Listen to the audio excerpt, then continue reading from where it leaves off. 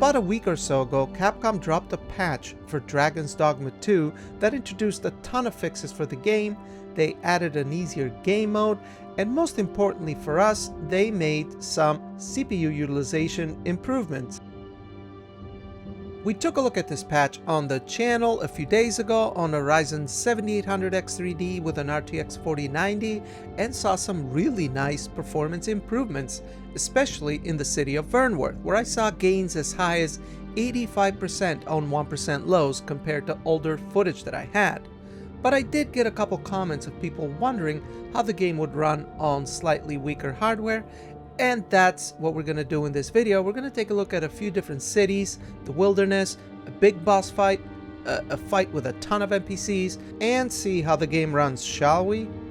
But before that, we're going to be using a Ryzen 5900X CPU, and for GPU we'll be using a Radeon 7900 XTX. We're going to target 1440p with all the settings maxed out and ray tracing off. So the point of this video is primarily a CPU test because that's the core of this game's performance issues, and that's where improvements have been made in CPU utilization. So let's check it out.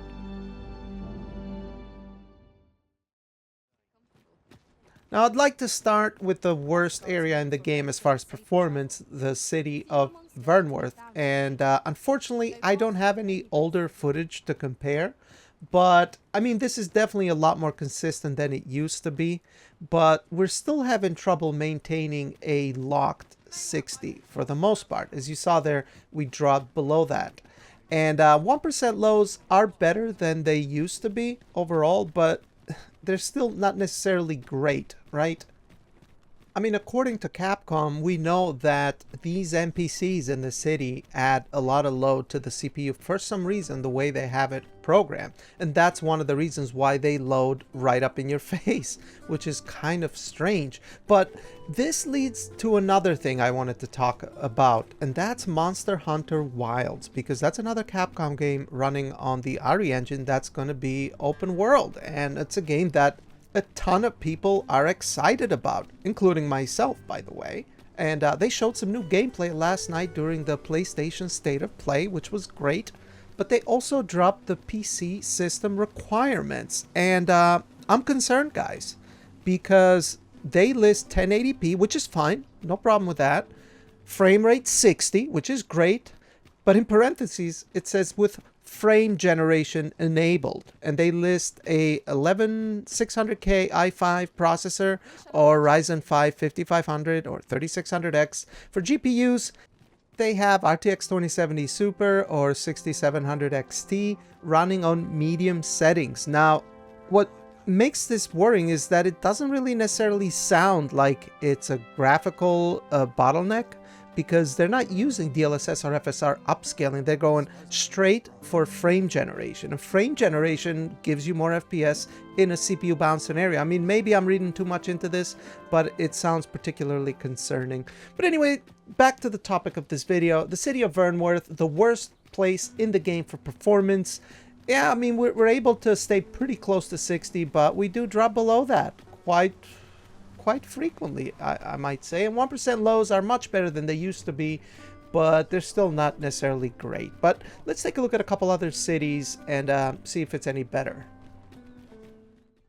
Checkpoint Rest Town was the next stop on my journey to go back towards the end of the game, which is where I'm currently at. So I figured I might as well check these areas. And here, this is a smaller town, so it's not so bad. We're able to stay above 60, but we still enter some of these problematic areas.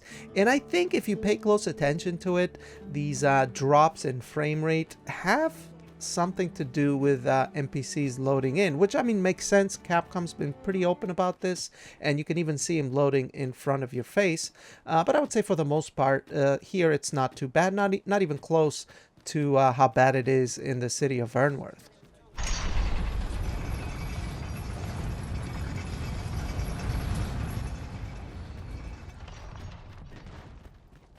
Well, let's go ahead and take the card and check out the next second biggest city, I guess, Bakhbatal.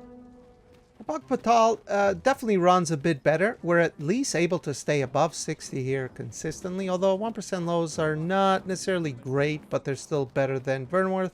You still see the NPCs loading right in front of your face. Of course, that hasn't changed much. It's still very surprising to me why it is this way. You know what I mean? Like, I mean, the previous game, Dragon Dogma 1, had a bunch of NPCs, and that ran on much weaker hardware. So, I don't know. I don't know if it's the RE engine. Maybe it's not great for open world gaming. But then again, Monster Hunter Rise ran on RE engine, I believe.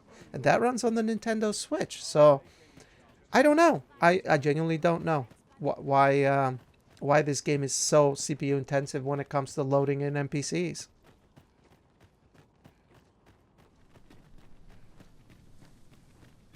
Now, as far as the wilderness, which is where you're going to spend most of your time, really, is the performance is great. I mean, 160 FPS right here. But then again, there's not a whole lot going on. I mean, you do enter these areas where it seems to load in the next part of the map. You get like a little bit of a frame rate jitter, tiny little bit of hitching. But that's not really all that noticeable. And I think if you were to play with like a 90 FPS cap, you'll probably be there most of the time. But when it comes to battles, though, it's pretty good most of the time. Yeah, I mean, unless you fight massive groups of enemies, which we're going to take a look at the end of the video, actually, because I specifically wanted to see what would happen if I just dragged a ton of enemies. But yeah, you do get like that little hitch there. It's like a loading hitch or something, just for like that split second. It still happens every now and then. But yeah, overall, I'd say the wilderness and random battles, it's fine. You know, it's fairly smooth. But what about a big fight like this Drake? I actually, this is like the first time I run into a Drake since the game came out, because I got to the very end of the game. I never finished it, so I haven't played in a very long time. So this was a good opportunity to test it out. I found this Drake, and I fought it. Actually took me so long, and it was such a painful battle. It actually became night by the time the battle ended. But as you can see here, we are getting some hitches and drops. So if you look at our 1% lows, right, we just dropped into the mid to high 40s. And yeah, that's more or less how this battle went. You still get these periodic hitches because there's all this stuff happening on the screen. Again, I still don't understand how they're utilizing the CPU in this game, really, because I mean, it's not like it's doing anything that other games, older games, haven't done previously, including Dragon's Dogma 1. So yeah, this is quite problematic. Even though it is improved with this patch, it's still something that you're gonna feel, right? I mean, those hitches that will tank your 1% lows to the 50s and 40s, you do feel those, absolutely. Even if you had a frame rate cap, you would feel those. But anyway, this battle took me about 15 minutes, 1-5, to beat this Drake. Because like I said, I was pretty rusty. I haven't played the game in quite a long time. And what was my average FPS and 1% lows by the end? We had 126 FPS for averages and 60 FPS for 1% lows. So not too bad. I mean, it wasn't overall too bad. But you do get those little hitches here and there that can break immersion. 'Twas a trial indeed, but one we surpassed with skill. Fortune favors us, it would seem. yeah, right. Alright then, so for the next and last part, I wanted to present a massive encounter. So what I did was I pulled a giant ogre, I pulled a group of orcs, and some of these like lizard things. I forget their names, guys. It's been quite a little while, but I pulled all of them to one massive battle. And yeah, I mean, we went from maintaining a 80 to 90 FPS consistently to entering these like slowdown phases. You can see this on the frame time graph. I mean, it's almost like you're playing a record player. And if you were a kid, you put your finger on the record and it like slows it down. It kind of feels like that. It's not really all that pleasant. I mean, you can clearly see it.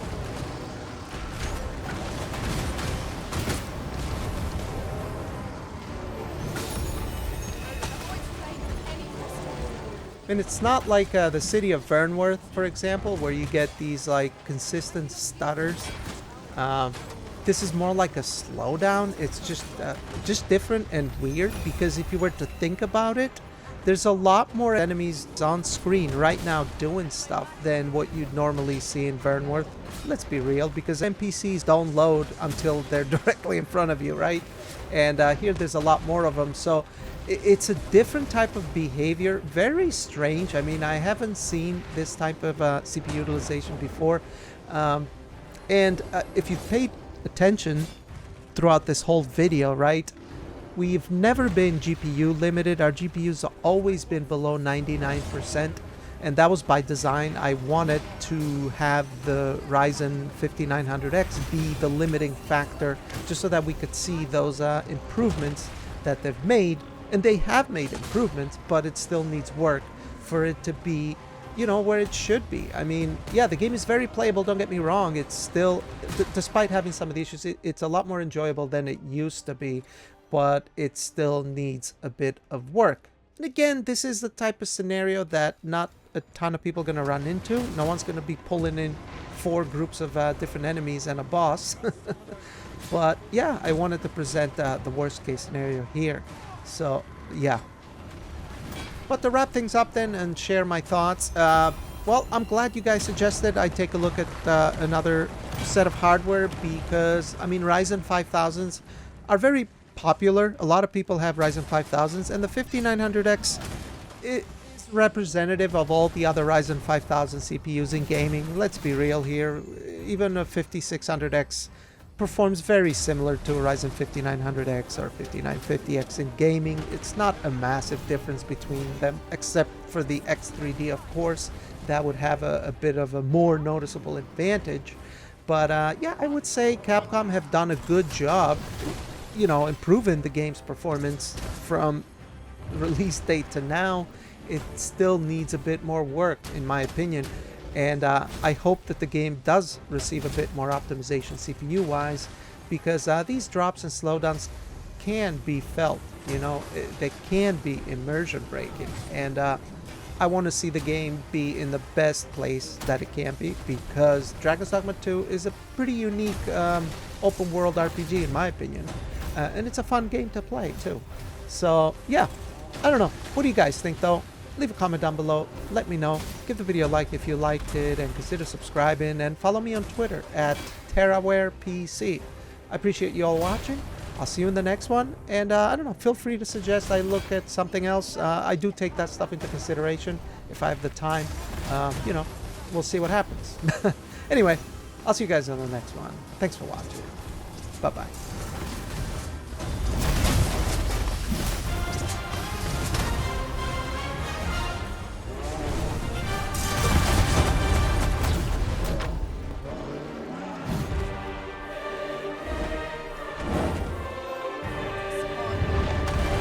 Fails to destroy us only enhances our chances against future adversaries.